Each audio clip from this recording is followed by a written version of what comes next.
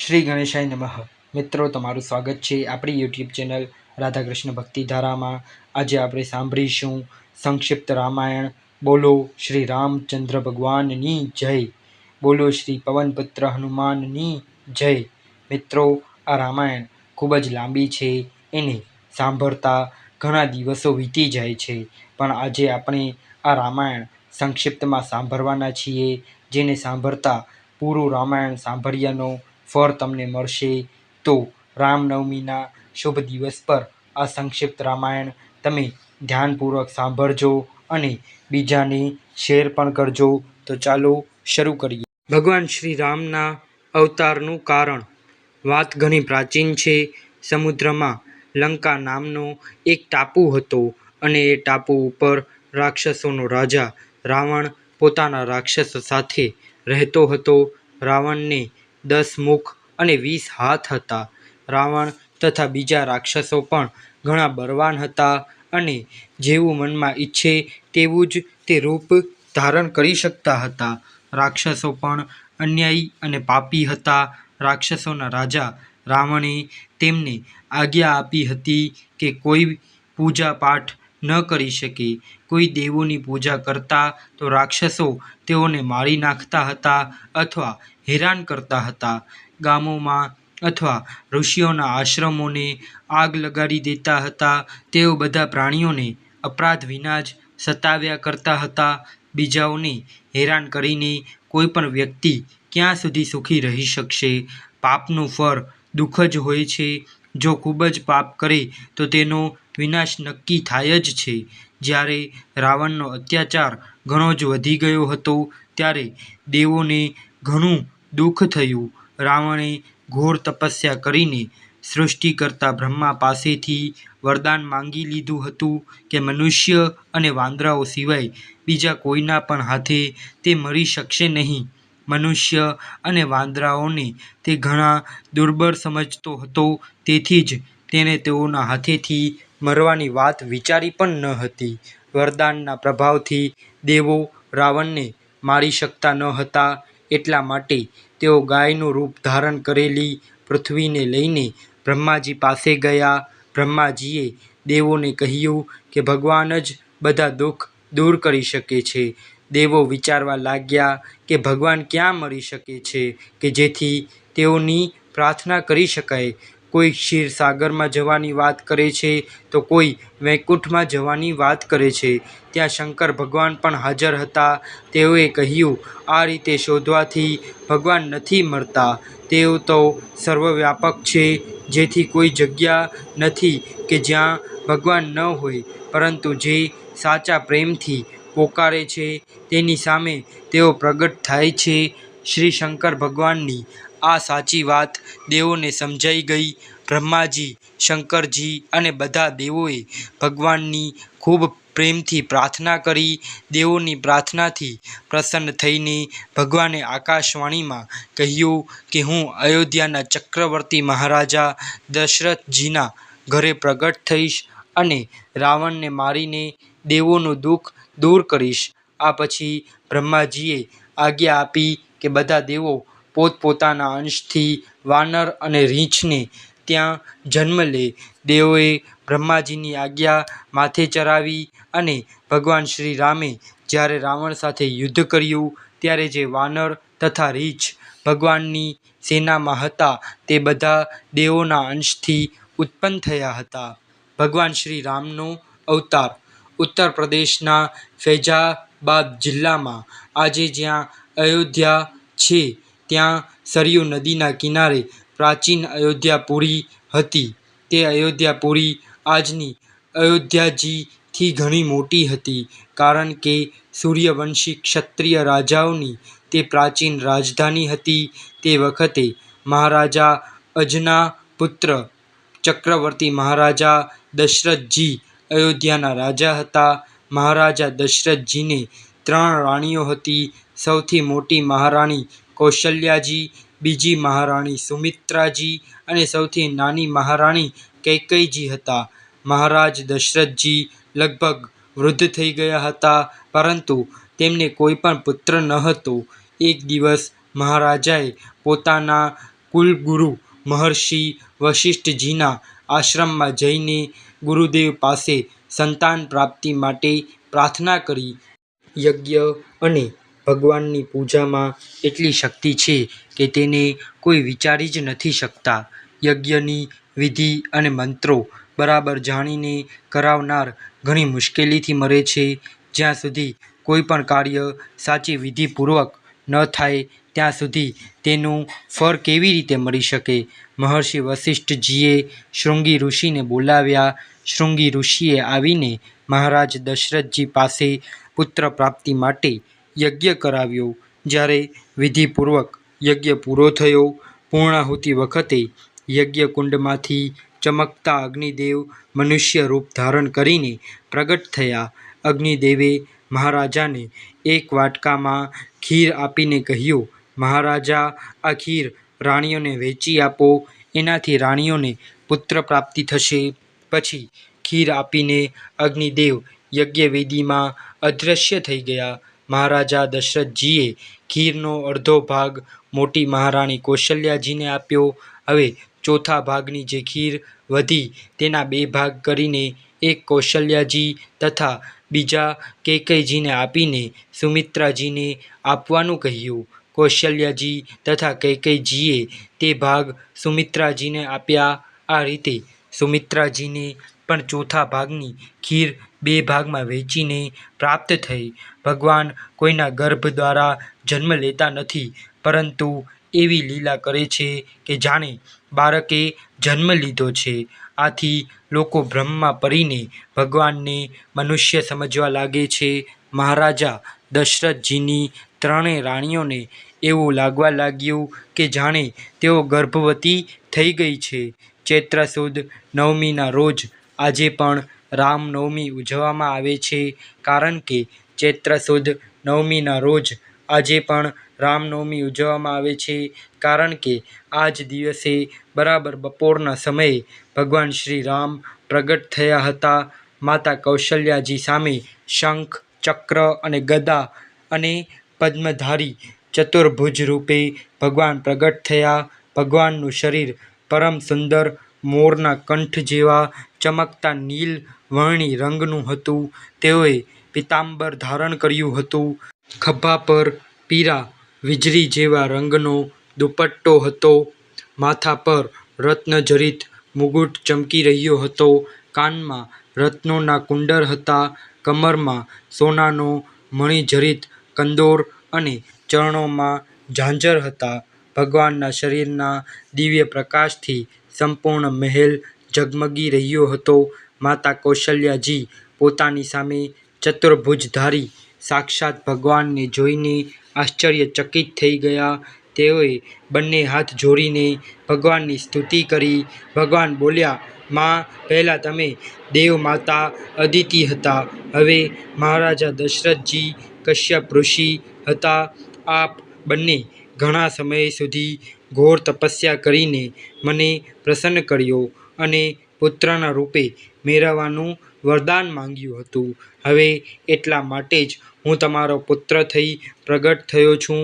માતા કૌશલ્યાજીએ પ્રાર્થના કરી, ભગવાન, જો આપ મારા પુત્ર રૂપે પ્રગટ થયા છો તો આપનું આ ચતુર્ભુજ રૂપ છુપાવી દો અને બાળક બની જાઓ, જેથી મને આપને પુત્ર રૂપે મેળવવાનું સુખ મળે.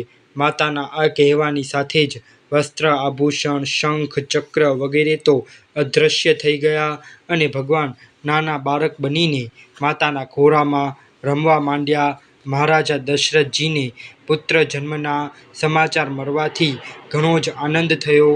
રાજમહેલ તેમજ આખા નગરમાં ઉત્સવની ધૂમ મચી ગઈ. બીજા દિવસે દશમના રોજ નાની રાણી કૈકેયીને પણ કૌશલ્યાજી જેવો નીલવર્ણી પુત્ર પ્રાપ્ત થયો અને પછી સુમિત્રાજીને ગૌરવર્ણા અતિ સુંદર 2 જોડિયા પુત્ર પ્રાપ્ત થયા. નામકરણના સમયે મહર્ષિ વશિષ્ઠજીએ માતા કૌશલ્યાના લલાનું નામ શ્રીરામ પાડ્યું. કૈકેયીજીના પુત્રનું નામ ભરત અને સુમિત્રાજીના મોટા પુત્રનું નામ લક્ષ્મણ તથા નાના પુત્રનું નામ શત્રુઘ્ન પાડ્યું હતું. બાળપણ અને અભ્યાસ. સંસારમાં જેટલી સુંદરતા, જ્ઞાન, બળ, બુદ્ધિ અને સારા ગુણ છે તે બધા ભગવાન પાસેથી જ આવેલા છે. તેઓનો અતૂટ અને અપાર ભંડાર તો સ્વયં ભગવાનજી પોતે છે. ભગવાન રામજીની સુંદરતાનું કોઈ પણ કેવી રીતે વર્ણન કરી શકે છે? નાના નાના ચારેય રાજકુમારો થોડા સમયમાં જ રાજમહેલમાં ઘૂંટણીએ ચાલવા લાગ્યા. માતાઓ, મહારાજ તથા બીજા બધા લોકોએ કુમારોની બાર છબી દર્શન પામીને ખુશ થતા હતા. બાળપણથી જ લક્ષ્મણજી શ્રી રામજી સાથે તેમજ શત્રુઘ્નજી ભરતજી સાથે વધુ રહેવા લાગ્યા. થોડા મોટા થયા પછી ચારેય રાજકુમારો ઊભા થઈને ચાલવા લાગ્યા અને ધીરે ધીરે રમવા લાગ્યા. અયોધ્યાના બધા બાળકો તેઓની મિત્રતા કરીને પરમ સુખી થતા હતા. શ્રી રામજી રમકડાં, વસ્ત્રો, આભૂષણ પોતાના મિત્રોને વહેંચતા હતા. તેઓ વડીલોને નમ્રતાથી પ્રણામ કરતા હતા, લોકોને ઇનામ વહેંચતા હતા અને બધાને પ્રસન્ન કરતા હતા. 6 વર્ષની ઉંમર થતાં જ રાજકુમારોના યજ્ઞોપવિત સંસ્કાર થઈ ગયા અને તેઓ કુલગુરુ મહર્ષિ વશિષ્ઠજીના આશ્રમમાં અભ્યાસ માટે ચાલ્યા ગયા. આજકાલની જેમ તે વખતે સ્કૂલો, કોલેજો ન હતી. વિદ્યાર્થીને ઘણા સંયમ નિયમપૂર્વક રહીને ગુરુદેવની સેવા કરવી પડતી હતી. કમરમાં મૂંજની એક દોરી બાંધેલી હતી અને તેમાં કૌપન એટલે કે લંગોટ પહેરવામાં આવતી હતી. બસ આટલા જ કપડાં રાખવામાં આવતા હતા. જ્યાં સુધી અભ્યાસ પૂરો ન થઈ જાય ત્યાં સુધી ન તો બાલ કાપવામાં આવતા, ન તો નખ કાપવામાં આવતા અને ન તો શરીર પર યા માથામાં તેલ નાખવામાં આવતું હતું. વિદ્યાર્થી જમીન પર જ સૂતા હતા. હાથમાં પલાશનો દંડો રાખવામાં આવતો હતો. પ્રાતઃકાલે સૂર્યોદય પહેલાં 1 કલાક વહેલા ઉઠીને શૌચ, સ્નાન તથા હવન કરવામાં આવતું હતું. બપોરે તથા સાયંકાલે પણ સંધ્યા અને હવન કરવામાં આવતા હતા. ગુરુદેવનો આશ્રમ નગરથી દૂર વનમાં જ હતો. આશ્રમમાં ઝાડુ લગાવવું, લીપવું, જળ, દર્ભ, ફૂલ તથા હવન માટે લાકડાં લાવવા આ બધા કામ વિદ્યાર્થીઓએ જ કરવાના હતા. વિદ્યાર્થીઓ નગર અથવા ગામોમાંથી એક વખત ભિક્ષા લાવતા અને ગુરુદેવને અર્પણ કરતા હતા. તેમાંથી ગુરુદેવ જે આપે તે ખાઈને સંતુષ્ટ રહેતા હતા. આ રીતે ગુરુ સેવા કરતાં કરતાં ગુરુકૃપાથી જે વિદ્યા પ્રાપ્ત થતી હતી તે વિદ્યા આ લોક અને પરલોકમાં પણ કલ્યાણકારી થતી હતી. ગુરુદેવના આશ્રમમાં શ્રીમંત ગરીબ બાળકો વચ્ચે કોઈ પણ ભેદ થતો ન હતો. બધા બાળકો સમાન ભાવથી જ રહેતા હતા. ભગવાન શ્રી રામ તો સર્વ વિદ્યાઓ તથા જ્ઞાનના સાગર છે, પરંતુ મર્યાદા એ જ છે કે ગુરુદેવની સેવા કરીને જે વિદ્યા પ્રાપ્ત કરવી જોઈએ. એટલા માટે ભાઈઓ સાથે શ્રી રામ 6 વર્ષની ઉંમરે યજ્ઞોપવિત સંસ્કાર પછી મહર્ષિ વશિષ્ઠજીના આશ્રમમાં આવી પહોંચ્યા અને બ્રહ્મચર્યાશ્રમના નિયમોનું પાલન કરીને ગુરુદેવની સેવા કરવા લાગ્યા. ઘણા થોડા દિવસોમાં તેઓએ ગુરુદેવના મુખથી સાંભળીને 4 વેદ, 4 ઉપવેદ, 6 શાસ્ત્ર, વેદના 6 અંગ, ઇતિહાસ, પુરાણ અને બધી કલાઓ શીખી લીધી હતી. ગુરુદેવે રાજકુમારોને બધી વિદ્યાઓમાં નિપુણ થયેલા જોઈને ઘરે જવાની આજ્ઞા આપી. વિધિપૂર્વક ગુરુદક્ષિણા દઈને અને સમાવર્તનની સંસ્કાર કરાવીને ચારેય રાજકુમારો રાજધાનીમાં પાછા ફર્યા. મહર્ષિ વિશ્વામિત્રના યજ્ઞની રક્ષા. મહર્ષિ વિશ્વામિત્ર વનમાં આશ્રમ બનાવીને રહેતા હતા. ત્યાં બીજા અનેક ઋષિ મુનિઓ રહેતા હતા. જ્યારે ઋષિ વિશ્વામિત્રજીના આશ્રમમાં ઋષિઓ યજ્ઞ કરતા હતા ત્યારે મારીચ તથા સુબાહુ નામના રાક્ષસો પોતાની રાક્ષસી સેના સાથે યજ્ઞનો ધુમારો દેખતા જ દોડી આવતા હતા અને યજ્ઞમાં હાડકાં, બાલ, મળ, મૂત્ર, લોહી વગેરે અપવિત્ર વસ્તુઓની વર્ષા કરીને આશ્રમ તથા યજ્ઞસ્થાનને અપવિત્ર કરી દેતા હતા. મારીચ તથા સુબાહુ સગા ભાઈ હતા. તેઓ તારકા રાક્ષસીના પુત્ર હતા. એમની માતા પણ મુનિઓને ઘણું દુઃખ દેતી હતી. મારીચ તથા સુબાહુ રાવણના મુખ્ય સેવક હતા અને તેની આજ્ઞાથી રાક્ષસી સેના સાથે મહર્ષિ વિશ્વામિત્રના આશ્રમથી થોડે દૂર રહેતા હતા.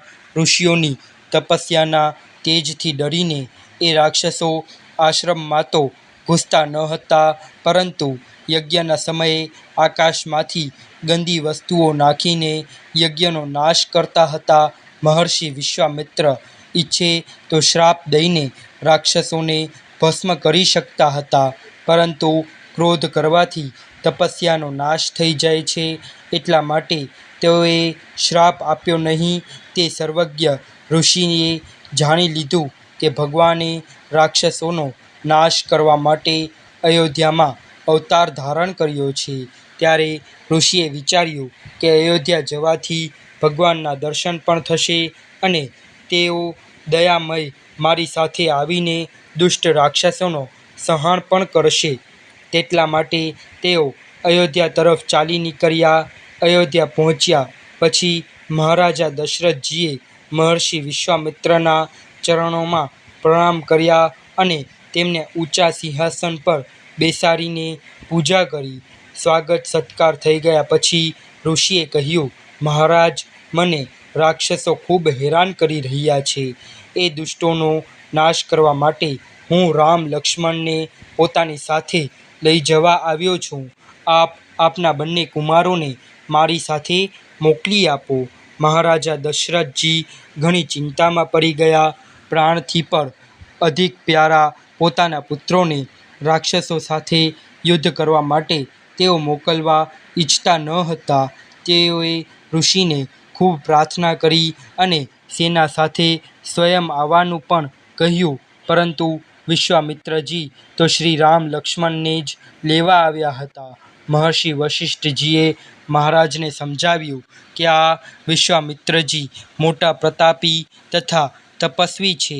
તેઓની સાથે જવાથી રાજકુમારોનું કોઈ કંઈ બગાડી શકશે નહીં, નહીં તો તે ક્રોધમાં આવીને શ્રાપ દઈને ઘણો મોટો નુકસાન કરી શકે છે.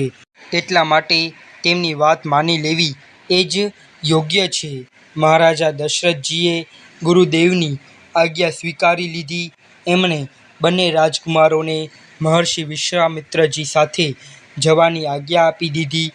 પિતાજીની આજ્ઞા મેળવી ભગવાન શ્રી રામે માતાજી પાસે જઈને પ્રણામ કર્યા અને તેઓ પાસેથી પણ આજ્ઞા મેળવી પછી કમરમાં ભાથો બાંધીને અને ખભા પર ધનુષ્ય રાખીને નાના ભાઈ લક્ષ્મણ સાથે તેઓ મહર્ષિ વિશ્વામિત્રજી સાથે ચાલી નીકળ્યા. મારીચ અને સુબાહુની માતા તારકા ઘણી ભયંકર રાક્ષસી હતી.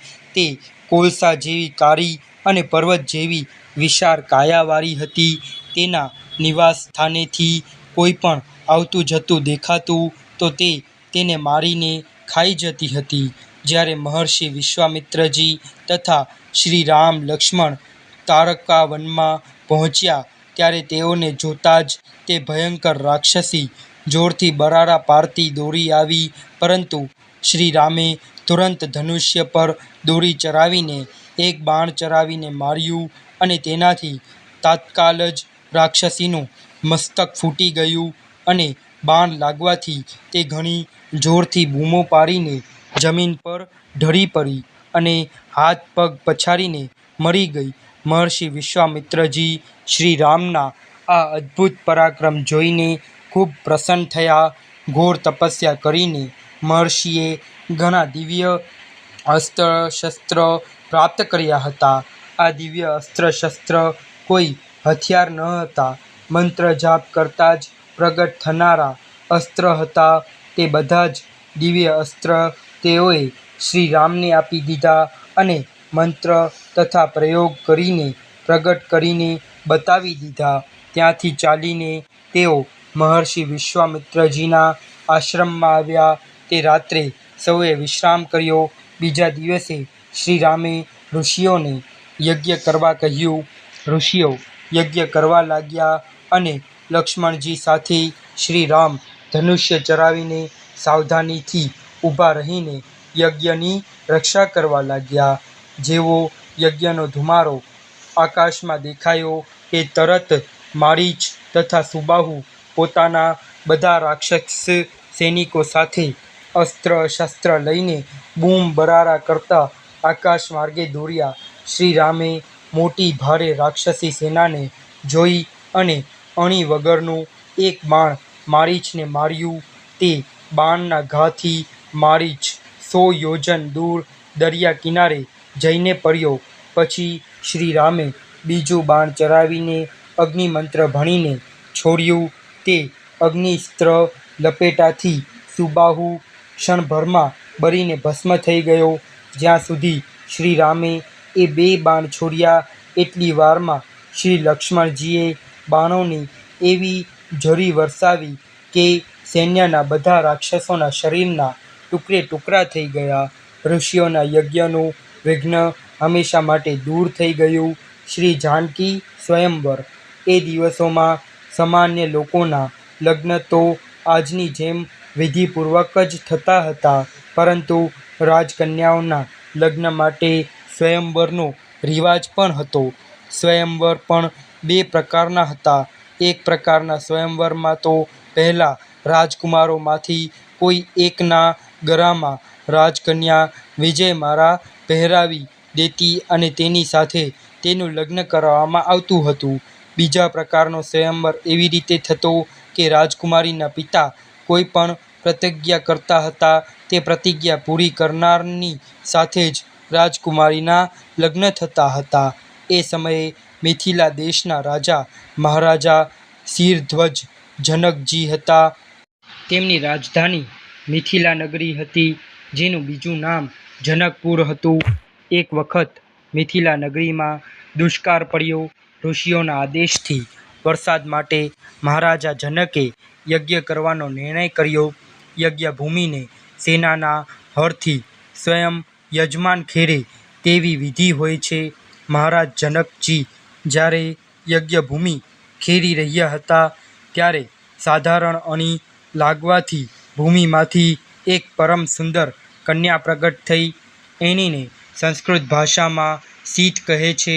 સીતથી પ્રગટ થવાના કારણે તે કન્યાનું નામ સીતા પડ્યું. મહારાજા જનકજીના પૂર્વજોને ભગવાન શંકરે પોતાનું ધનુષ્ય આપ્યું હતું.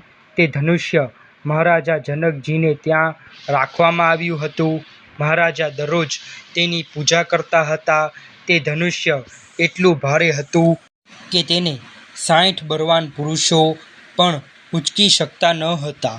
એક દિવસ સીતાજી સખીઓ સાથે તે ધનુષ્ય સાથે રમી રહી હતી. રમતા રમતા તેઓએ તે ધનુષ્ય એક જ હાથે ઉંચકી લીધું. જ્યારે આ સમાચાર મહારાજા જનકજીએ જાણ્યા ત્યારે તેઓએ પ્રતિજ્ઞા કરી કે જે કોઈ આ ધનુષ્યને તોડી શકશે તેની સાથે હું પોતાની પુત્રીનું લગ્ન કરીશ. મહારાજા જનકજીની પ્રતિજ્ઞાની સૂચના દેશ વિદેશમાં જાહેર કરવામાં આવી. આવી પ્રતિજ્ઞાના સ્વયંવરમાં કોઈને નિમંત્રણ આપવામાં આવતું નથી, પરંતુ બળવાન લોકો સ્વયં આવી પહોંચે છે.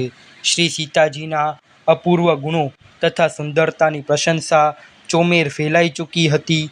ઘણા બળવાન રાજાઓ તથા રાજકુમારો મહારાજા જનકજીની પ્રતિજ્ઞા સાંભળીને જનકપુરી આવી પહોંચ્યા. ઋષિ વિશ્વામિત્ર જાણતા હતા કે શ્રી સીતાજી સાક્ષાત જગતજનની છે. તેઓ શ્રી રામની નિત્ય શક્તિ શ્રી રામ તથા લક્ષ્મણે મારીચ તથા સુબાહુ વગેરે રાક્ષસોનો સંહાર કરીને યજ્ઞનું વિઘ્ન દૂર કરી દીધું છે. ત્યારે મહર્ષિ વિશ્વામિત્રજીએ તેઓને કહ્યું, મહારાજ જનકજી પોતાની પુત્રીનો સ્વયંવર કરી રહ્યા છે.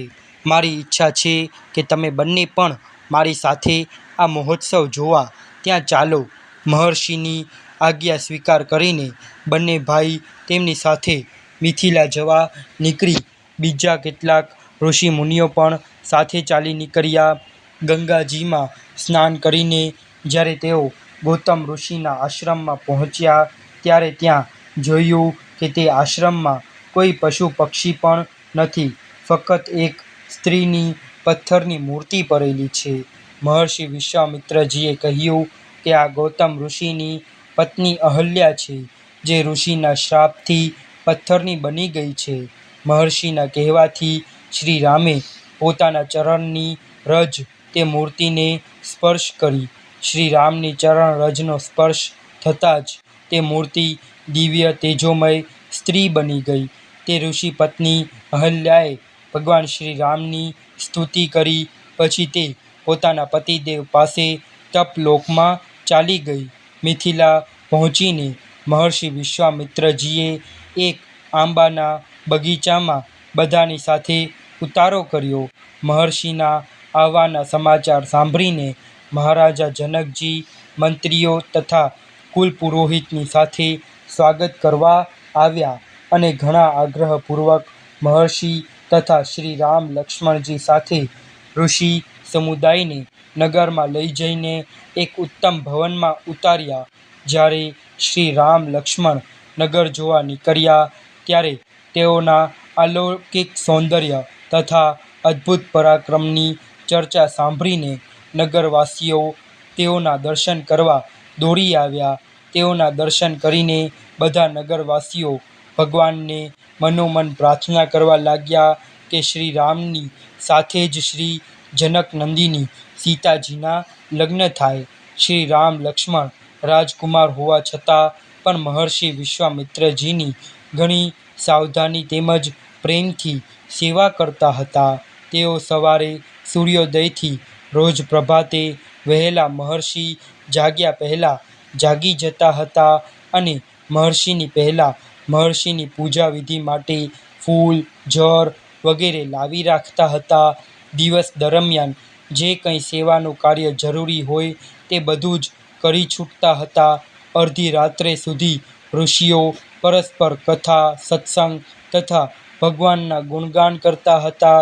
ત્યાર પછી જ્યારે મહર્ષિ સૂઈ જતા ત્યારે બંને ભાઈ ચરણ ચાપતા અને જ્યારે વારંવાર સ્નેહપૂર્વક મહર્ષિ તેઓને સૂવા માટે હઠ કરતા ત્યારે જ સૂઈ જતા. આ રીતે કુલ 3-3.5 કલાક સૂઈને બંને ભાઈ ગુરુ સેવામાં જ વ્યસ્ત રહેતા હતા. જનકપુરમાં જ્યારે બંને ભાઈ મહર્ષિની પૂજા માટે ફૂલ લેવા માટે મહારાજા જનકજીના બગીચામાં ગયા હતા ત્યારે તે જ સમયે શ્રી સીતાજી પણ પોતાની માતાજીની આજ્ઞાથી સખીઓની સાથે ભગવતી પાર્વતીનું પૂજન કરવા ત્યાં આવી હતી. બગીચામાં જ શ્રી રામ અને સીતાજીએ એકબીજાને જોયા. સ્વયંવરના દિવસે આવેલા રાજાઓ સારા ઉત્તમ આસનો પર બેઠા હતા. તે સભાભવન સારી રીતે સજાવવામાં આવ્યું હતું. વચ્ચે ભગવાન શંકરજીનું ભારે ધનુષ્ય રાખવામાં આવ્યું હતું. નગરવાસીઓ પણ ત્યાં જોવા માટે ભેગા થયા હતા. સ્ત્રી પુરુષો બધાને માટે અલગ અલગ બેસવાની ઉત્તમ વ્યવસ્થા કરવામાં આવી હતી. મહર્ષિ વિશ્વામિત્રજી પણ મુનિઓ તથા રામ લક્ષ્મણજી સાથે એક ઊંચા સિંહાસન પર આવીને બેસી ગયા. બધાના બેસી ગયા પછી સભામાં મહારાજા જનકજીની પ્રતિજ્ઞા સાંભળવામાં આવી. પ્રતિજ્ઞા સાંભળીને રાજાઓ ધનુષ્ય ઊંચકવાના કાર્યમાં લાગી ગયા, પરંતુ ઊંચકવાનું તો દૂર રહ્યું, કોઈનાથી હલી પણ શકતું નહોતું આ ધનુષ. જ્યારે બધા રાજાઓ હારીને બેસી ગયા ત્યારે મહારાજા જનકજીને તે વાતનું ખૂબ જ દુઃખ થયું. તેઓએ રાજાઓને ફટકારતા કહ્યું, હું જાણી રહ્યો છું કે હવે પૃથ્વી પર કોઈ વીર નથી. હું મારી પ્રતિજ્ઞા તોડી શકતો નથી. મારી પુત્રીનું લગ્ન થવાનું લખ્યું નહીં હોય, તેથી હું શું કરી શકું? હવે કોઈ પોતાને વીર કહેવાનો સાહસ નહીં કરે. મહારાજા જનકજીની આ વાતો સાંભળીને શ્રી લક્ષ્મણજીથી સહન થઈ શક્યું નહીં. તેઓને લાગ્યું કે આ તો શ્રી રામજીનું અપમાન છે. શ્રી લક્ષ્મણજી શ્રી રામજીનું અપમાન સહન કરી શકતા નથી. તેઓ ઊભા થઈને બોલ્યા, મહારાજા જનકજીએ શ્રી રામજીની હાજરીમાં ઘણી અયોગ્ય વાત કરી છે. જો મારા મોટા ભાઈ મને આજ્ઞા આપે તો આ ધનુષ્ય તો શું, પણ હું સુમેર પર્વતને પણ ઉખાડીને મૂળથી જેમ તોડીને ફેંકી દઈ શકું છું. શ્રી લક્ષ્મણજીની વાતોથી મહારાજ જનકજી પ્રસન્ન થયા. શ્રી રામે લક્ષ્મણજીને બેસી જવાનો ઈશારો કર્યો અને તેઓ ચૂપચાપ બેસી ગયા. ત્યારબાદ મહર્ષિ વિશ્વામિત્રજીએ શ્રી રામને ધનુષ્ય તોડવા માટે આદેશ આપ્યો. શ્રી રામે ઋષિના કહેવા પ્રમાણે કર્યા અને તેઓએ ધનુષ્યને એક જ હાથે ઉંચકીને તેના પર દોરી ચડાવી જોતજોતામાં ખેંચીને તોડી નાખ્યું. મોટા અવાજની સાથે ધનુષ્ય તૂટી ગયું. ધનુષ્ય તૂટી ગયા પછી કુલગુરુની આજ્ઞાથી શ્રી સીતાજી સખીઓ સાથે શ્રી રામજીની પાસે આવ્યા અને તેમણે શ્રી રામજીના ગળામાં જયમાલા પહેરાવી દીધી. વાજા વાગવા લાગ્યા અને બધા જય જયકાર કરવા લાગ્યા. શ્રી રામ વિવાહ. શ્રી શંકરજીના ધનુષ્ય તૂટવાની વાત સાંભળીને પરમ તેજસ્વી પરશુરામજી ક્રોધાતુર બનીને જનકપુરી આવ્યા. અને પરશુરામજી મોટા પરાક્રમી અને ઘણા ક્રોધી સ્વભાવના હતા. તેઓએ પૃથ્વીના ક્ષત્રિયને 21 વખત શોધીને માર્યા હતા. તેઓને આવતા જોઈને બધા રાજાઓ ભયભીત બનીને ધ્રુજવા લાગ્યા. બધાએ તેમને પ્રણામ કર્યા. પરશુરામજીએ ધનુષ્યના તૂટવાનો અવાજ સાંભળી મહારાજા જનકજીને ધમકાવીને પૂછ્યું, ધનુષ્ય કોણે તોડ્યું? પરશુરામજીના ડરના માર્યા મહારાજા જનકજી પણ બોલી ન શક્યા. ત્યારે ભગવાન શ્રી રામ નમ્રતાપૂર્વક તેઓને કહ્યું, હે મુનિવર, ધનુષ્ય તો આપના એક સેવકના હાથે તૂટ્યું છે. આપની શું આજ્ઞા છે? પરશુરામજી પોતાના આરાધ્ય દેવ ભગવાન શ્રી શંકરજીનું ધનુષ્ય તૂટી જવાથી ઘણા ક્ષોભમાં હતા. તેઓ ક્રોધમાં આવીને ધમકાવવા લાગ્યા. ક્રોધમાં તેમણે વિચાર નથી આવતો કે શું બોલવાનું કે શું ન બોલવું જોઈએ, પરંતુ લક્ષ્મણજી આ વાત સહન કરી શક્યા નહીં કે તેઓની હાજરીમાં કોઈ પણ શ્રી રામજીની સામે કડક વાતો કહી શકે. તેઓ પરશુરામજીને કટાક્ષ કરતા સમજાવવા લાગ્યા કે તેઓએ ક્રોધ કરવો જોઈએ નહીં, પરંતુ પરશુરામજીનો ક્રોધ વધવા જ માંડ્યો.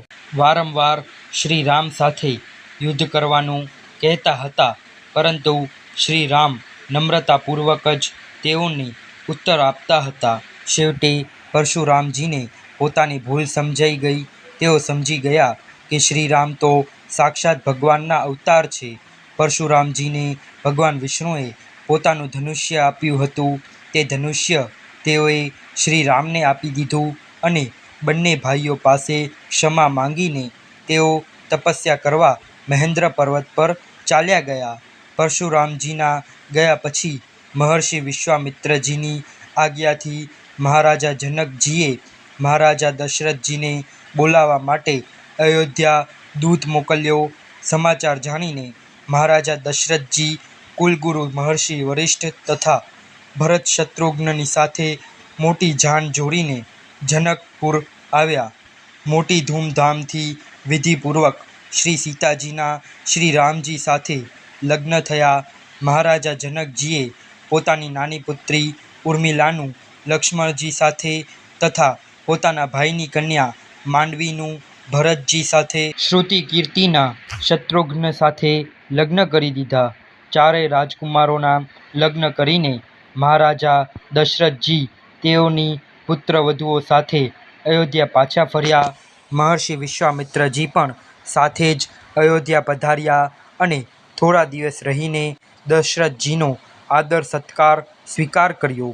ત્યાર પછી જ પોતાના આશ્રમમાં પાછા ફર્યા.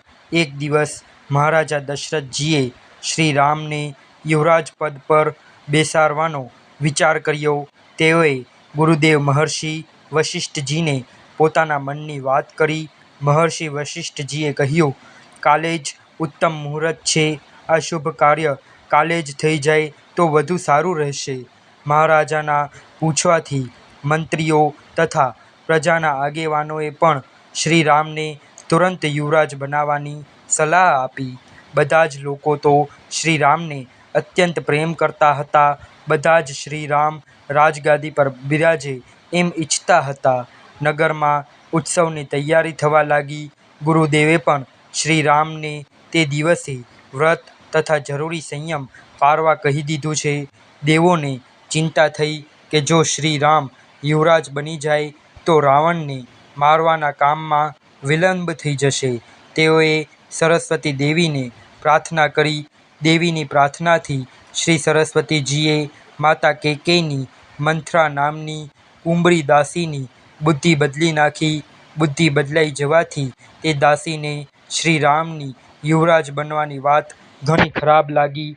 તે રાજમહેલમાં મહારાણી કૈકેયીની પાસે પહોંચી અને રોતા રોતા તેણે શ્રીરામને યુવરાજ પદ આપવાની તૈયારીના સમાચાર સંભળાવ્યા.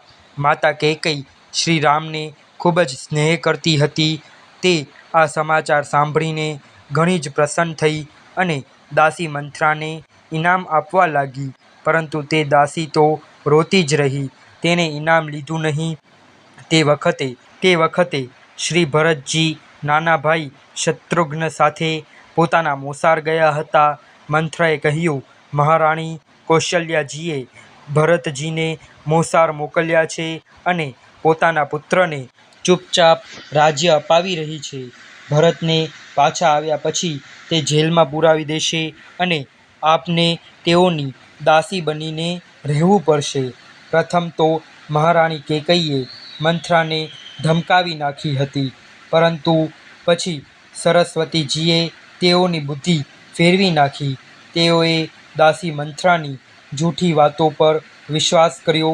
મંથરાએ જ તેઓને શીખવાડી દીધું કે તેઓ કોપભવનમાં ચાલી જાય અને મહારાજા દશરથજી જ્યારે તેમની પાસે આવે ત્યારે તેઓની પાસે પ્રતિજ્ઞા કરાવીને શ્રીરામને 14 વર્ષ માટે વનવાસ મોકલવા અને ભરતને યુવરાજ બનાવવાનું વરદાન લઈ લે. રાજાઓને ત્યાં એક એવો જુદો મહેલ રાખવામાં આવતો કે જે રાજપરિવારમાં કોઈને ક્રોધ આવે તો તે પોતાનો ક્રોધ પ્રગટ કરવા માટે તે મહેલમાં ચાલ્યા જતા. કૈકેયીજીએ બધા ઘરેણાં ઉતારી નાખ્યા, મેલા વસ્ત્રો પહેરી લીધા અને તે કોપભવનમાં જઈને ભૂમિ પર પડી રહ્યા. જ્યારે રાત્રે દશરથજી કૈકેયીના મહેલમાં ગયા ત્યારે તેમને કોપભવનમાં જોઈને ઘણા દુઃખી થયા. મહારાજ દશરથજી કૈકેયીને ખૂબ જ પ્રેમ કરતા હતા. તેઓએ રાણી કૈકેયીને મનાવવા ઘણા પ્રયત્ન કર્યા. કૈકેયીએ કહ્યું, આપે મને 2 વરદાન આપવાનું કહ્યું હતું, તે આજે આપો. વાત જાણે એમ છે કે એકવાર મહારાજા દશરથજી દેવોને મદદ કરવા સ્વર્ગમાં ગયા હતા અને રાક્ષસો સાથે યુદ્ધ કરી રહ્યા હતા. તે વખતે મહારાજાના રથની ઘડી તૂટી ગઈ હતી. તે સમયે કૈકેયી પણ સાથે હતી. તેઓએ ઘડીની જગ્યાએ પોતાનો હાથ લગાવી દીધો. યુદ્ધ પૂરું થયા પછી મહારાજને એ વાતની ખબર પડી ત્યારે તેઓએ કૈકેયીજીને 2 વરદાન માંગવા કહ્યું. તે વખતે કૈકેયીજીએ કહ્યું, પછી ક્યારેક માંગી લઈશ. આજે તે પહેલાં વરદાન પોતાના જ વરદાન માંગી રહી હતી. જ્યારે મહારાજ દશરથજીએ વરદાન આપવાની પ્રતિજ્ઞા કરી ત્યારે કૈકેયીજીએ કહ્યું, ભરતને રાજ્ય આપો અને રામને 14 વર્ષ માટે વનવાસમાં મોકલી દો. મહારાજ દશરથજી તો શ્રીરામના વનવાસની વાત સાંભળતા જ સ્તબ્ધ રહી ગયા અને પછી મૂર્છિત થઈ ગયા. મહારાજા દશરથજી દરરોજ સવારે વહેલા પરોઢિયે ઉઠી જતા હતા. તે દિવસે જ્યારે તેઓને રાજમહેલમાંથી બહાર નીકળવામાં વાર લાગી ત્યારે લોકોને ઘણી ચિંતા થવા લાગી. મહામંત્રી સુમંતજી રાજભવનમાં ગયા. શ્રી કૈકેયીજીના કહેવાથી તેઓ શ્રીરામને ત્યાં બોલાવી લાવ્યા. મહારાજા દશરથજીએ તો કંઈ પણ ન કહ્યું, પરંતુ માતા કૈકેયીજી પાસેથી બધી વાતો સાંભળીને શ્રી રામે પિતાના વચન પાલન માટે સ્વયં ઘણા હર્ષ સાથે વનમાં જવાનું સ્વીકાર કરી લીધું. તેઓ વિદાય માંગવા માટે માતા કૌશલ્યાજી પાસે ગયા. શ્રી રામજીની સાથે વનમાં જવા માટે શ્રી જાનકીજી તેમજ શ્રી લક્ષ્મણજી પણ તૈયાર થઈ ગયા. શ્રી રામે તેઓને ખૂબ જ સમજાવ્યા, પરંતુ વનમાં આવવાનો અત્યંત આગ્રહ જોઈને સાથે લઈ લીધા. આ વાત નગરમાં જાહેર થઈ ગઈ હતી. નગરવાસીઓ આ દુઃખ સહન ન કરી શક્યા. આ દુઃખદ સમાચારથી ઘણા વ્યાકુળ થઈ ગયા. ઘણા લોકોએ રાણી કૈકેયીને સમજાવી, પણ તેણે પોતાની હઠ છોડી નહીં. માતાજીની રજા લઈને શ્રી રામ, સીતા તથા શ્રી લક્ષ્મણજી સાથે કૈકેયીની પાસે આવ્યા. ત્યાં તેઓએ ઘરેણાં રાજસી વસ્ત્રો ત્યાગી દીધા અને ઋષિ મુનિઓના વસ્ત્ર વલ્કલ પહેરી લીધા. ત્યાંથી તેઓ બહાર નીકળ્યા. મહારાજ દશરથજીએ સુમંતજીને મોકલ્યા. તેઓ શ્રી રામને રથમાં બેસાડીને લઈ જાય. સુમંતજીના કહેવાથી શ્રી રામ, લક્ષ્મણજી તથા શ્રી સીતાજી રથ પર બેસી ગયા. શ્રી રામના વિયોગમાં દુઃખી નગરવાસીઓ રોતા કકરતા ઘર-બાર છોડીને શ્રી રામની પાછળ ચાલી નીકળ્યા. થોડે દૂર જઈને શ્રી રામે રથ રોકી દીધો. તે દિવસે ત્યાં જ બધા લોકો રોકાઈ ગયા. જ્યારે રાત્રે બધા લોકો સૂઈ ગયા, ત્યારે શ્રી રામે મંત્રી સુમંતજીને ચૂપચાપ રથ હાંકવા કહ્યું, કારણ કે નગરવાસીઓ સાથે વનમાં દુઃખ ભોગવે તે શ્રી રામ ઈચ્છતા ન હતા. પ્રાતઃકાલ જ્યારે લોકો જાગ્યા ત્યારે ઘણી શોધ કરી, પરંતુ તેઓને રથનો પતો લાગ્યો નહીં. તેઓ નિરાશ થઈને અયોધ્યા પાછા ફર્યા. રાત્રે જ રથમાં બેસીને શ્રી રામ, સીતાજી અને લક્ષ્મણજીની સાથે ગંગાજીના કિનારે શૃંગવેરપુર પહોંચી ગયા. અહીં નિષાદરાજ ગુહે શ્રી રામનું સ્વાગત કર્યું અને તેઓને નગરમાં પધારવા પ્રાર્થના કરી, પરંતુ પિતાના વચનની મર્યાદા રાખવા માટે શ્રી રામ નગરમાં ન ગયા.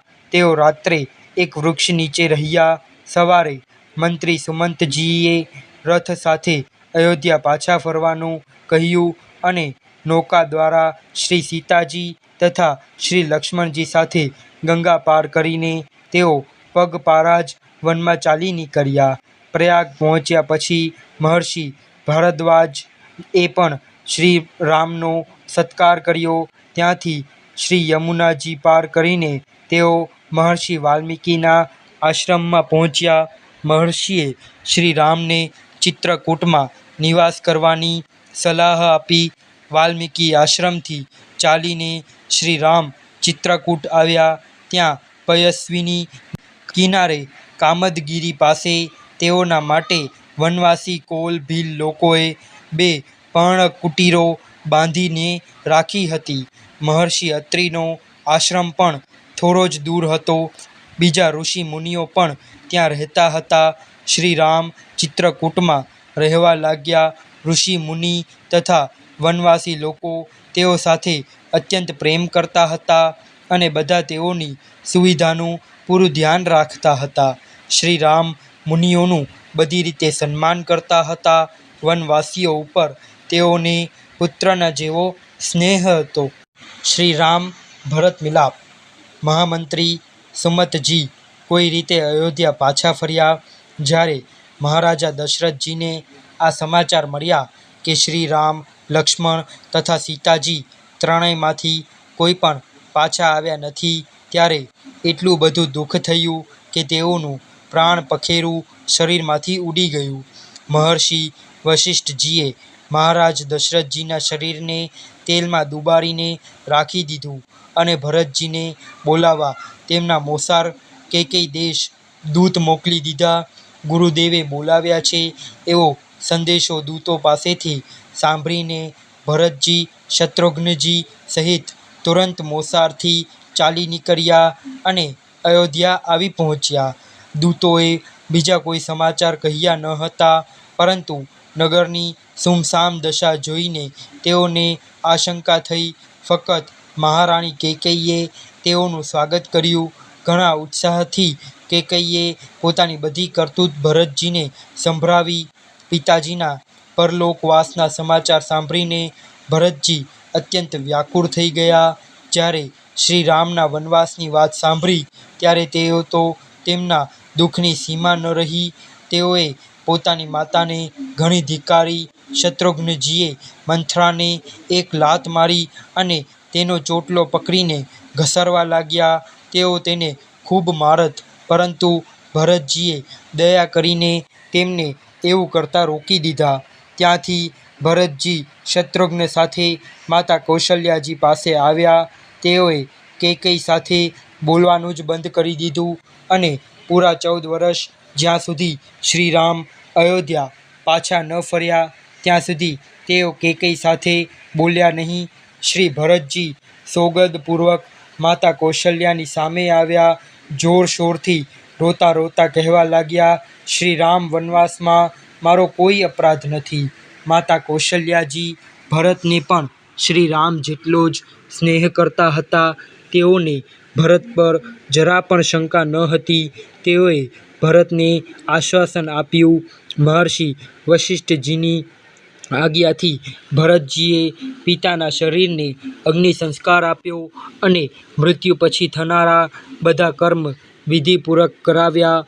મહારાજા દશરથજીના અનેષ્ટ સંસ્કાર થઈ ગયા પછી એક દિવસ બધા લોકો એકઠા મળ્યા.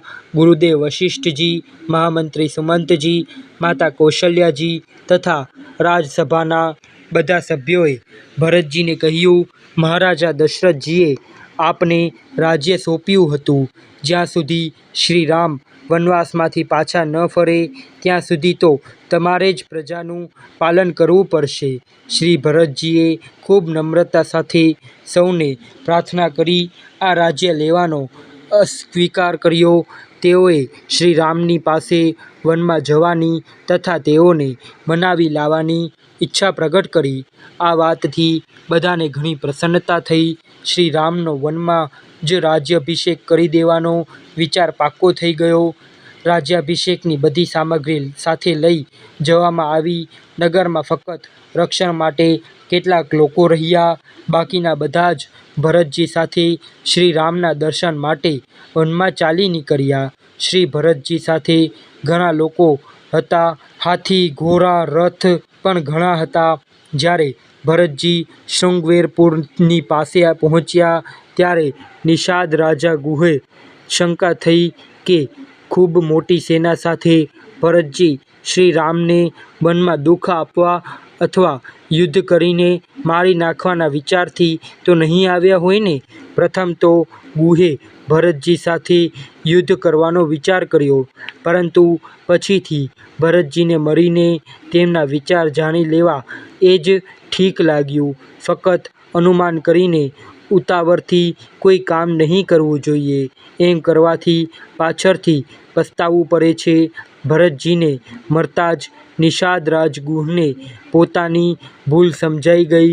તેઓએ ભરતજીનો સ્વાગત સત્કાર કર્યો. શ્રીરામ વનમાં પગપાળા ચાલે છે એવું વિચારીને ભરતજી શૃંગવેરપુરથી આગળ ચિત્રકૂટ સુધી પગપાળા જ ચાલ્યા. એમના કોમળ ચરણોમાં ફોલ્લા પડી ગયા, પરંતુ તેઓએ બધા લોકોના કહેવા છતાં પણ રથ અથવા ઘોડા પર બેસવાનું સ્વીકાર કર્યું નહીં. પ્રયાગ પહોંચ્યા. મહર્ષિ ભરદ્વાજે પણ ભરતજીનો ખૂબ આદર સત્કાર કર્યો. આ રીતે ભરતજી ચિત્રકૂટ પહોંચ્યા. મહારાજા દશરથજીના સ્વર્ગવાસના સમાચાર જનકપુર પણ પહોંચી ગયા હતા.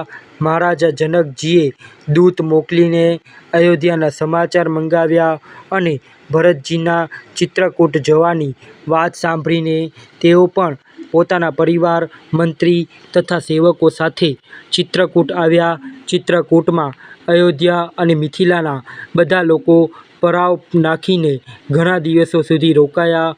શ્રી રામે બધાનો યથાયોગ્ય સન્માન સત્કાર કર્યો.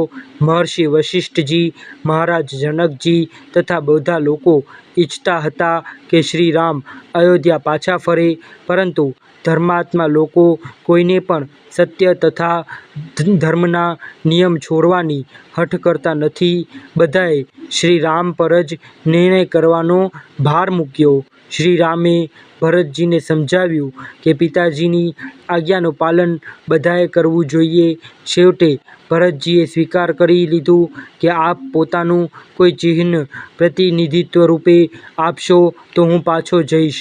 શ્રી રામે પોતાની પાદુકાઓ આપી દીધી અને તે લઈને ભરતજી બધાની સાથે વનમાંથી પાછા ફર્યા. મહારાજા જનકજી કેટલાક દિવસ અયોધ્યા રહીને મિથિલા ચાલ્યા ગયા. ભરતજીએ નંદીગ્રામમાં રાજ સિંહાસન પર શ્રી રામની ચરણ પાદુકા પધરાવી દીધી. રાજપરિવાર તથા નગરના રક્ષણનો ભાર શત્રુઘ્નજીને સોંપી દીધો. સીતાહરણ. ભગવાન શ્રી રામે વિચાર્યું કે ચિત્રકૂટમાં રહેવાથી અહીંયા અયોધ્યાના લોકો વારંવાર આવતા રહેશે. તેથી તેઓ મહર્ષિ અત્રિના આશ્રમમાં ગયા અને તેઓની આજ્ઞા મેળવીને વન માર્ગે દક્ષિણની દિશા તરફ ચાલી નીકળ્યા. તેઓએ રસ્તામાં વિરાધ નામના અસુરને માર્યો. ક્ષણભંગ તથા સુતીક્ષણ મુનિના આશ્રમમાં થઈને તેઓ દંડકારણ્યમાં ઋષિશ્રેષ્ઠ અગસ્ત્યજીના આશ્રમમાં આવી પહોંચ્યા. અગસ્ત્યજીની સંમતિથી શ્રી રામે પંચવટીમાં ઘાસની ઝૂંપડીમાં લક્ષ્મણ તથા સીતાજી સાથે નિવાસ કર્યો. એક દિવસ રાવણની બહેન શૂર્પણખા વનમાં ફરતી ફરતી શ્રી રામના આશ્રમ પાસે આવી પહોંચી. તેણે માયાથી ઘણું સુંદર રૂપ ધારણ કર્યું અને શ્રી રામની પાસે પહોંચી ગઈ. તેઓની સાથે લગ્ન કરવાની વાત કહેવા લાગી. શ્રી રામે તેને લક્ષ્મણ પાસે મોકલી દીધી. લક્ષ્મણજી પણ સમજી ગયા કે તે રાક્ષસી છે. જ્યારે શૂર્પણખાએ જોયું કે બંને ભાઈઓમાંથી કોઈ પણ તેની સાથે લગ્ન કરવા ઈચ્છતા નથી, ત્યારે પોતાનું ભયંકર રૂપ પ્રગટ કરીને શ્રી સીતાજીને મારવા દોડી. તે વખતે શ્રી રામના સંકેતથી લક્ષ્મણજીએ તેના નાક કાન કાપી નાખ્યા. નકટી બૂચી શૂર્પણખા રોતી બૂમો પાડતી ખરદૂષણની પાસે ગઈ. ખરદૂષણ અને ત્રિશરા સગા ભાઈ હતા. તેઓ રાવણના સામંત હતા અને તેઓની પાસે 14,000 રાક્ષસોની સેના હતી. શૂર્પણખાએ ખરદૂષણને જણાવ્યું કે લક્ષ્મણે અપરાધ વગર તેના નાક કાન કાપ્યા છે. ખરદૂષણ પોતાની સંપૂર્ણ સેના લઈને યુદ્ધ કરવા દોડી આવ્યા. રાક્ષસોની ઘણી મોટી સેના જોઈને શ્રી સીતાજીને શ્રી રામે એક ગુફામાં મોકલી દીધા અને લક્ષ્મણજીને તેમની રક્ષા માટે મૂક્યા તથા સ્વયં રાક્ષસો સાથે યુદ્ધ કરવા માટે તૈયાર થઈ ગયા. ભયંકર યુદ્ધ થયું. થોડી જ વારમાં શ્રી રામે ખરદૂષણ, ત્રિશરા તથા તેમની સંપૂર્ણ સેનાનો સંહાર કર્યો. ખરદૂષણને મારી નાખ્યા પછી શૂર્પણખા લંકામાં ગઈ. રાવણે શૂર્પણખાની બધી વાતો સાંભળી. રાક્ષસ રાવણ મોટો વિદ્વાન હતો. તે સમજી ગયો કે ખરદૂષણ જેવા બળવાન રાક્ષસોને કોઈ સાધારણ મનુષ્ય મારી શકે નહીં. જરૂર ભગવાને જ અવતાર લીધો છે. ભગવાનના હાથે મરવાથી પણ મોક્ષ મળે છે. એમ વિચારીને રાવણે શ્રી રામ સાથે શત્રુતા કરવાનો નિર્ણય કર્યો. મહર્ષિ વિશ્વામિત્રના યજ્ઞ રક્ષણ વખતે શ્રી રામે અણી વગરનો બાણ મારીને મારીચ રાક્ષસને સમુદ્ર કિનારે ફેંકી દીધો હતો. આ મારીચ ઘણો માયાવી હતો. રાવણ મારીચ પાસે ગયો અને તેણે મારીચને સીતાજીને ચોરી લાવવામાં મદદ કરવા કહ્યું. પ્રથમ તો મારીચે રાવણને સમજાવવાનો પ્રયત્ન કર્યો, પરંતુ જ્યારે રાવણે મારી નાખવાની ધમકી આપી ત્યારે મારીચે મદદ કરવાનું સ્વીકારી લીધું. ભગવાન શ્રી રામ સર્વજ્ઞ છે. તેઓએ રાક્ષસોનો સંહાર કરવા માટે જ અવતાર ધારણ કર્યો હતો. તેઓ જાણતા હતા કે રાવણ સીતાજીને ચોરવા આવશે, એટલા માટે તેઓએ શ્રી સીતાજીને અગ્નિદેવને સોંપી દીધી અને એક માયાવી સીતા બનાવીને પોતાની પાસે રાખી હતી.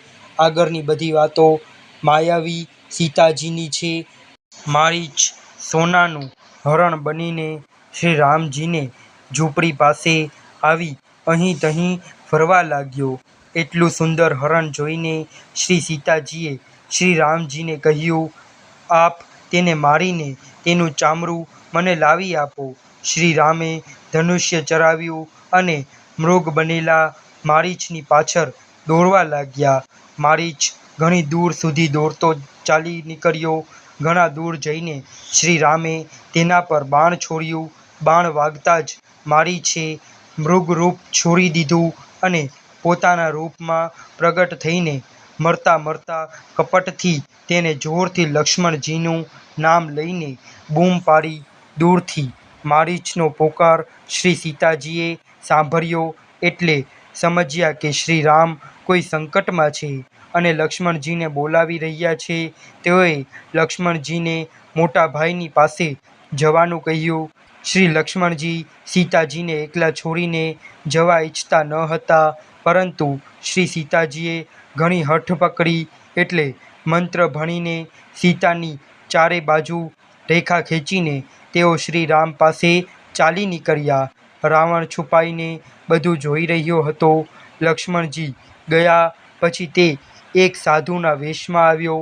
જ્યારે સીતાજી તેને ભિક્ષા આપવા લાગ્યા ત્યારે તેણે લક્ષ્મણ રેખાથી બહાર આવવાનું કહ્યું. રાવણને સાધુ સમજીને સીતાજી ભિક્ષા આપવા જેવા રેખા ઓળંગીને બહાર આવ્યા કે રાવણે પોતાનો અસલી રૂપ દેખાડી દીધું અને સીતાજીને પકડીને આકાશ માર્ગે ઉડનાર રથમાં બેસીને ભાગ્યો. શ્રી સીતાજી રોતી વિલાપ કરતી હા રામ એમ પોકારતી જતી હતી. તેમનું રુદન સાંભળીને ગિધરાજ જટાયુએ રાવણને પડકાર્યો. જટાયુ મહારાજા દશરથજીના મિત્ર હતા અને તે રાવણ સાથે યુદ્ધ કરતા હતા, પરંતુ છેવટે રાવણે તલવારથી તેની પાંખ કાપી નાખી. તેઓ પડી ગયા. રાવણ સીતાજીને લઈને આકાશ માર્ગે લંકા તરફ ઉપડ્યો. શ્રી સીતાજી પોતાના ઘરેણા રસ્તામાં ફેંકતા જતા હતા, જેથી કરીને શ્રી રામ તેમની કંઈક ખબર મેળવી શકે. રાવણે લંકામાં શ્રી સીતાજીને અશોક વાટિકામાં રાખ્યા. તેમનું રક્ષણ કરવા માટે ઘણી રાક્ષસીઓ ગોઠવી હતી. સુગ્રીવ સાથે મિત્રતા. મારીચને મારીને શ્રી રામ પાછા ફર્યા. રસ્તામાં જ તેમને લક્ષ્મણજી મળ્યા. આશ્રમમાં પાછા આવ્યા પછી ત્યાં સીતાજીને ન જોયા. શ્રી રામે સામાન્ય માનવીની જેમ વ્યવહારિક આદર્શ દર્શાવવા પત્નીના વિયોગનું ઘણું દુઃખ કર્યું. તેઓ સીતાજીને શોધતા લક્ષ્મણ સાથે દક્ષિણ દિશામાં આગળ ચાલ્યા. પાંખ કપાયેલા જટાયુને જોઈને શ્રી રામની આંખોમાંથી આંસુ ઉભરાયા. જટાયુએ રાવણની દુષ્ટતાના સમાચાર કહીને શરીર ત્યાગ કર્યો.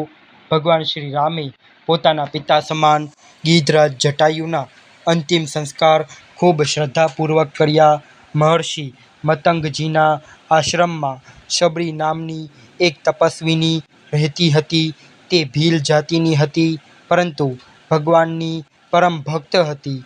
મતંગ ઋષિએ તેને કહ્યું હતું કે ભગવાન શ્રી રામ પોતે તારે ત્યાં પધારશે. ત્યારથી તે દરરોજ રસ્તામાં ઝાડુ લગાવતી અને વનમાંથી મીઠા મીઠા ફળ લાવીને ભગવાન માટે રાખતી હતી. આ રીતે ઘણા દિવસોથી તે ભગવાનની રાહ જોઈ રહી હતી. ત્યાં બીજા ઘણા ઋષિ મુનિઓના આશ્રમ હતા. શ્રી રામ તો ફક્ત ભક્તિને આદર આપનાર છે.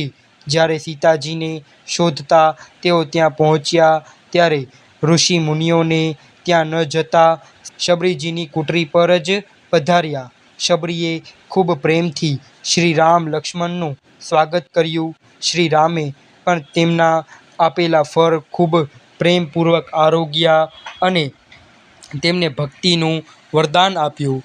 કિષ્કિંધાપુરમાં વાલી વાનરનો રાજ હતો. સુગ્રીવ તેના નાના ભાઈ હતા. પ્રથમ તો બંને ભાઈઓમાં ઘણો પ્રેમ હતો. એકવાર એક રાક્ષસે વાલીને યુદ્ધ કરવા માટે પડકાર્યો. જ્યારે વાલી તેની સાથે લડવા દોડ્યો ત્યારે તે ભાગીને એક ગુફામાં છુપાઈ ગયો. વાલીએ સુગ્રીવને 15 દિવસ સુધી બારે બેસી રહેવા અને રાહ જોવાનું કહ્યું અને પોતે ગુફામાં રાક્ષસને મારવા માટે ઘૂસી ગયો. સુગ્રીવ ત્યાં 1 મહિના સુધી બેસી રહ્યા. ત્યાર પછી સુગ્રીવે જોયું કે ગુફામાંથી લોહીની ધારા નીકળતી રહી. તેઓ સમજ્યા કે રાક્ષસે તેમના ભાઈને મારી નાખ્યા છે. ભયના માર્યા ગુફાના દ્વાર પર મોટી પથ્થરની શિલા મૂકીને તેઓ નગરમાં ભાગી આવ્યા. નગરમાં મંત્રીઓએ વાલીને મરી ગયેલા સમજીને તેમને રાજા બનાવી દીધા.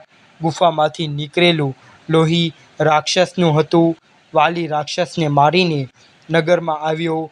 સુગ્રીવને રાજા બનેલો જોઈને સમજ્યો કે રાજ્યના લોભથી મને ગુફામાં પૂરીને મારવા માટે ગુફા પર પથ્થરશિલા મૂકી આવ્યો હતો. સાચી વાતથી ખબર મેળવ્યા વગર ક્રોધ કરીને સુગ્રીવને મારવા માંડ્યો. તેણે તેની બધી સંપત્તિ અને સ્ત્રી પરાવી લીધી. પ્રાણ બચાવવા માટે સુગ્રીવ અહીં તહીં ભાગતા ફર્યા, પરંતુ વાલીએ તેમનો પીછો ત્યારે છોડ્યો જ્યારે તેઓ ઋષ્યમુખ પર્વત પર પહોંચી ગયા. પહેલાં આ પર્વત પર એક ઋષિ રહેતા હતા. વાલીએ ઋષિના આશ્રમ પાસે એક રાક્ષસને માર્યો હતો. રાક્ષસના લોહીના છાંટા શરીર પર પડતા તેથી ઋષિએ શ્રાપ આપ્યો હતો કે વાલી જ્યારે પણ આ પર્વત પર આવશે તો તેનું મૃત્યુ થશે. એટલા માટે વાલી તે પર્વત પર જતો ન હતો. સુગ્રીવના વિશ્વાસપાત્ર મંત્રી શ્રી હનુમાનજી તથા બીજા કેટલાક લોકો પણ સુગ્રીવની સાથે ત્યાં રહેતા હતા.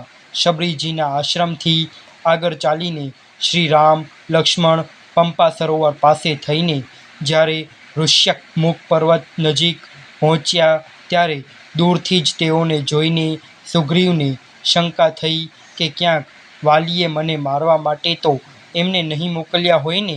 સુગ્રીવે હનુમાનજીને ખબર કાઢવા માટે મોકલ્યા. ત્યાં શ્રી હનુમાનજીને શ્રી રામનો પરિચય થયો. હનુમાનજી શ્રી રામ લક્ષ્મણને પર્વત પર લઈ આવ્યા અને શ્રી રામે અગ્નિની સાક્ષીએ સુગ્રીવ સાથે મિત્રતા કરી. જ્યારે શ્રી સીતાજીને રાવણ આકાશ માર્ગે લઈ જતા હતા ત્યારે શ્રી સીતાજીએ પર્વત પર સુગ્રીવ વગેરેને જોઈને એક વસ્ત્ર નાખ્યું હતું. તે વસ્ત્ર સુગ્રીવે શ્રી રામને આપ્યું અને સીતાજીની શોધ કરવાનું વચન આપ્યું. વાલીએ નાના ભાઈની સ્ત્રી પરાવી લઈને પાપ કર્યું હતું. ભગવાન ભક્તોનું રક્ષણ કરે છે અને પાપીઓને દંડ આપે છે. શ્રી રામે સુગ્રીવને વાલી સાથે યુદ્ધ કરવા મોકલ્યો. વાલી ઘણો બળવાન હતો. સુગ્રીવ તેને જીતી શકે તેમ ન હતો, પરંતુ શ્રી રામે એક બાણ મારીને વાલીનું હૃદય વીંધી નાખ્યું. વાલીના મરણ પછી સુગ્રીવ કિષ્કિંધાના રાજા થયા. વાલીના પુત્ર અંગદને શ્રી રામે કૃપા કરીને યુવરાજનું પદ અપાવ્યું. વર્ષા ઋતુનો પ્રારંભ થઈ ગયો હતો, તેથી શ્રી રામ લક્ષ્મણે ઋષ્યમુખ પર્વત પર જ રહેવાનો નિર્ણય કર્યો. લંકા દહન. વર્ષા ઋતુ પૂરી થઈ ગયા પછી પણ જ્યારે સુગ્રીવે સીતાજીની શોધનો પ્રયત્ન કર્યો નહીં, ત્યારે શ્રી રામે લક્ષ્મણજીને કિષ્કિંધા મોકલ્યા કે જેથી તેઓ સુગ્રીવને ધમકાવીને પોતાની લીધેલી પ્રતિજ્ઞા યાદ અપાવે. હનુમાનજીએ સુગ્રીવને સ્મરણ કરાવ્યું હતું કે હવે શ્રી સીતાજીની શોધનો પ્રયત્ન કરવો જોઈએ. સુગ્રીવના આદેશથી હનુમાનજીએ દૂર દૂરના પર્વત પર તેમજ વનોમાં રહેનાર વાંદરાઓને એકઠા કર્યા. બધા કિષ્કિંધા આવ્યા અને સુગ્રીવ તથા બધા કિષ્કિંધા આવ્યા અને સુગ્રીવ તથા લક્ષ્મણજી સાથે શ્રી રામની પાસે આવ્યા. શ્રી રામના આદેશથી સુગ્રીવે વાંદરાઓના 4 દર બનાવીને ચારે દિશાઓમાં સીતાજીની શોધ કરવા માટે મોકલી દીધા. દક્ષિણ દિશામાં શ્રી અંગદજી અને જામવંત અને હનુમાનજી વગેરે ગયા. ભગવાન શ્રી રામે ચાલતી વખતે પોતાની વીંટી સીતાજીને આપવા માટે આપી, જેથી સીતાજીને વિશ્વાસ થાય કે હનુમાનજી શ્રી રામજીની પાસેથી જ આવ્યા છે.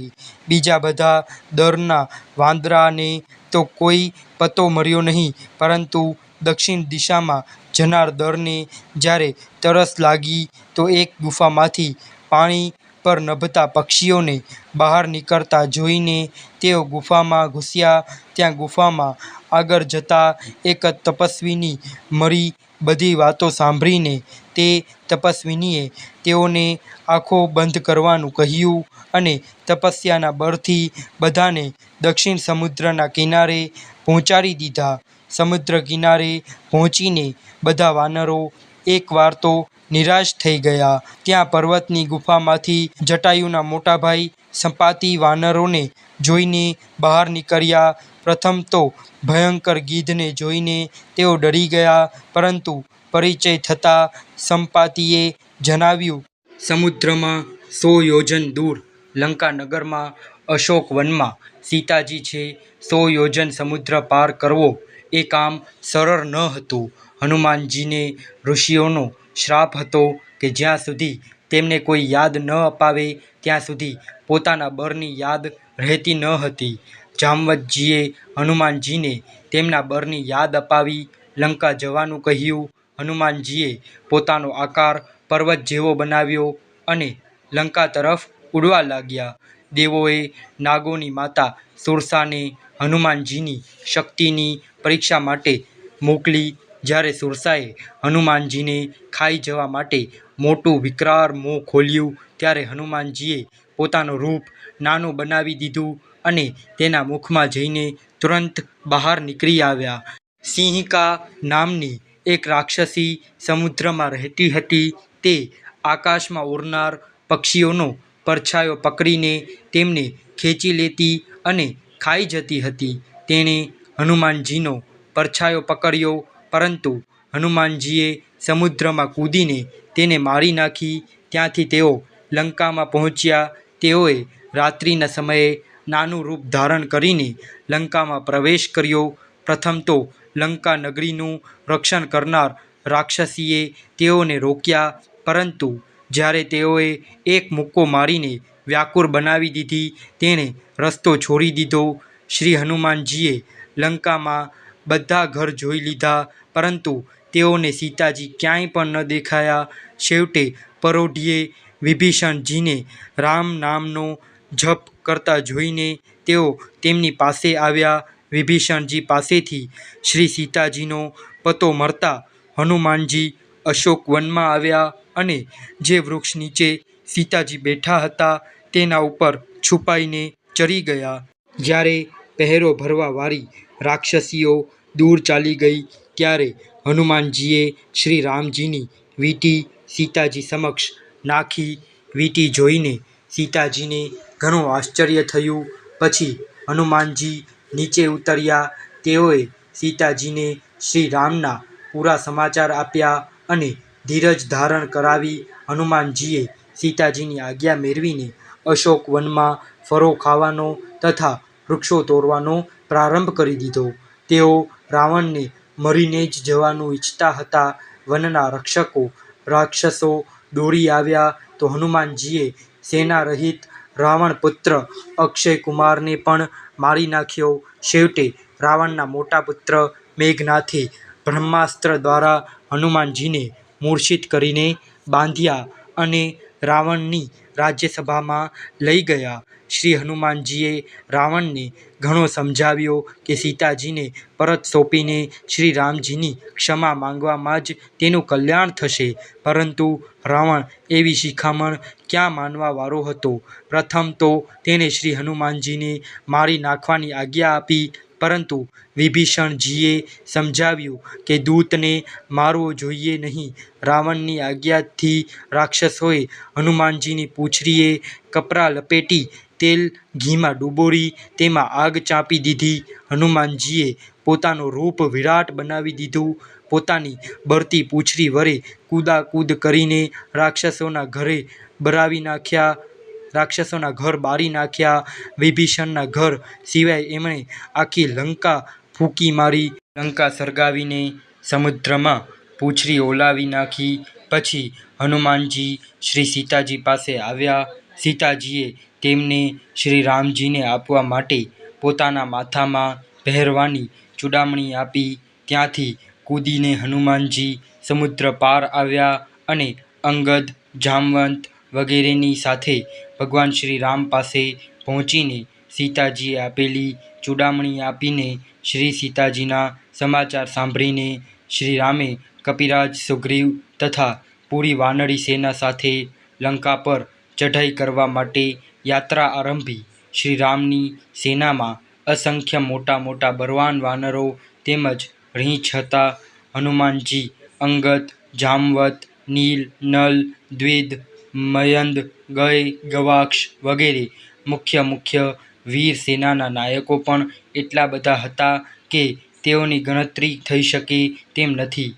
આ મોટી સેના સાથે શ્રી રામ, લક્ષ્મણ સમુદ્ર કિનારે પહોંચી ગયા.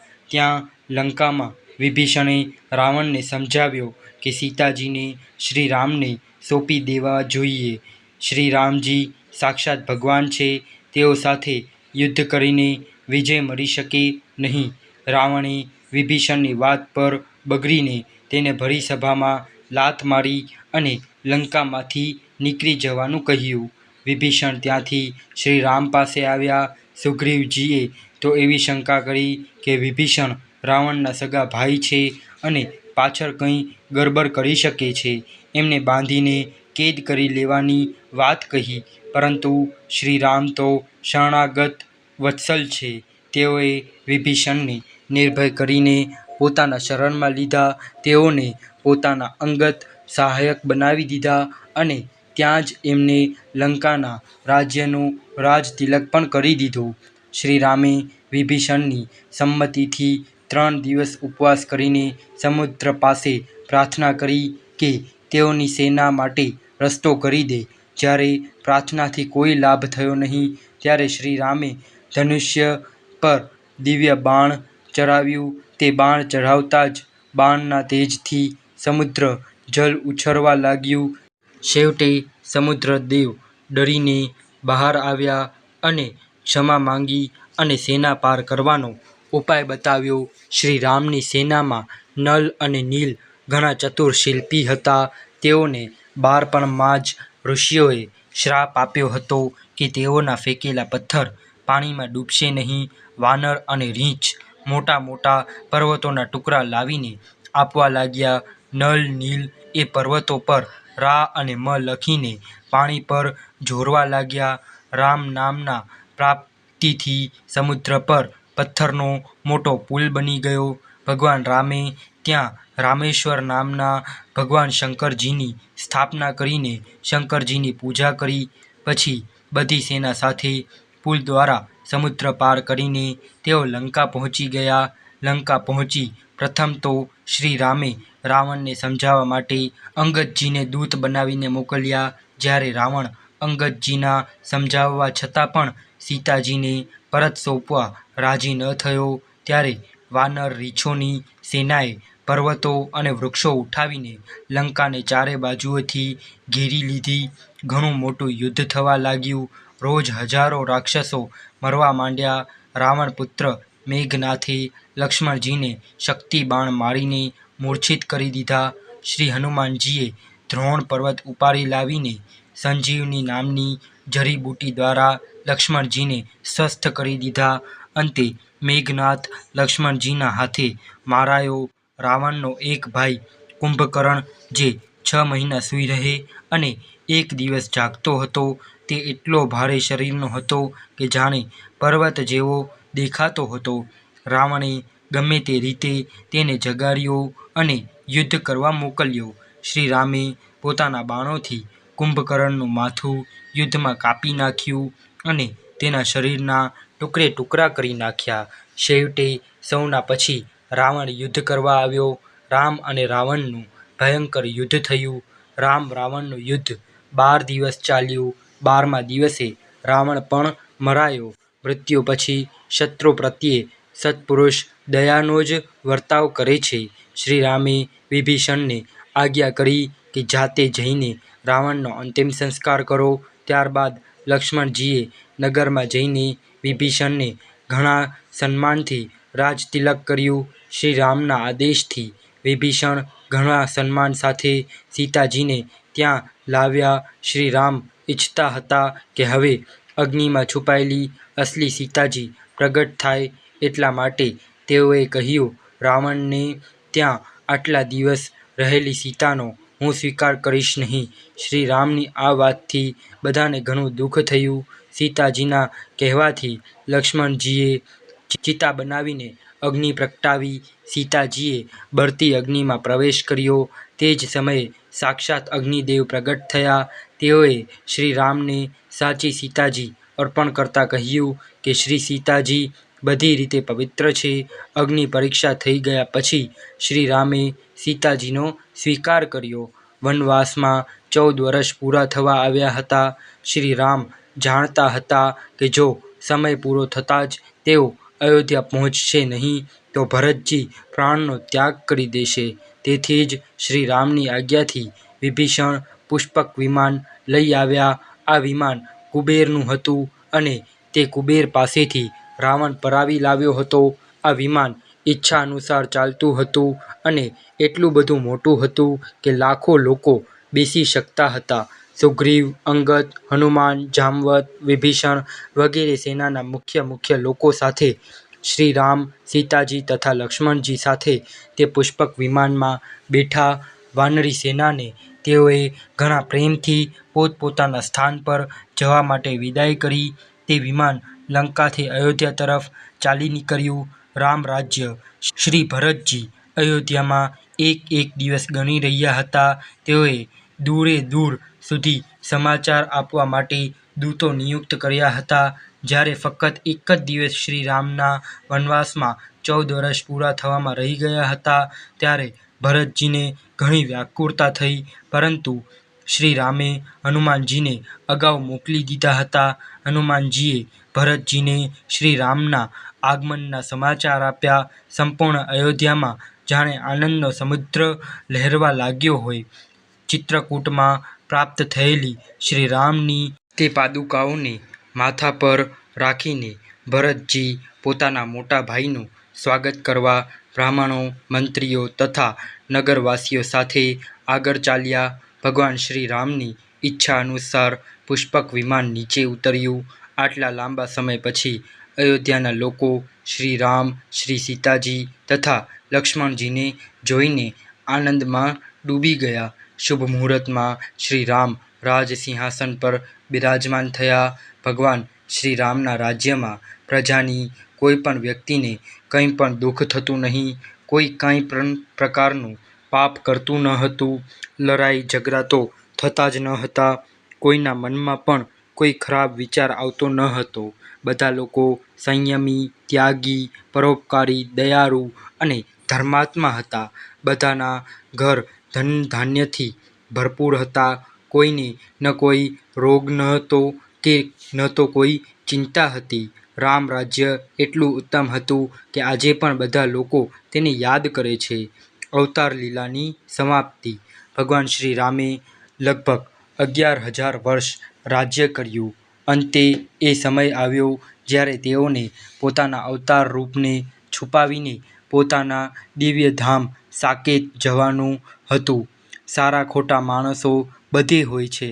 અયોધ્યામાં કોઈ ધોબીની સ્ત્રી કોઈ કામ માટે રાત્રે પોતાના સંબંધીના ઘરે રહી હતી. બીજા દિવસે ધોબી પોતાની સ્ત્રીને ક્રોધમાં ધમકાવી રહ્યો હતો કે શ્રી રામે જેવી રીતે રાવણના ત્યાં રહેલી સીતાને પોતાના ઘરે રાખી તેવી રીતે હું તને મારા ઘરમાં રાખીશ નહીં. તું મારા ઘરમાંથી નીકળી જા. આ વાત ગુપ્તચરોએ ભગવાનને કહી શ્રી સીતાજી નિર્દોષ હતા, પરંતુ રાજાનો ધર્મ પ્રજાને ધર્મ પર સ્થિર રાખવાનો છે.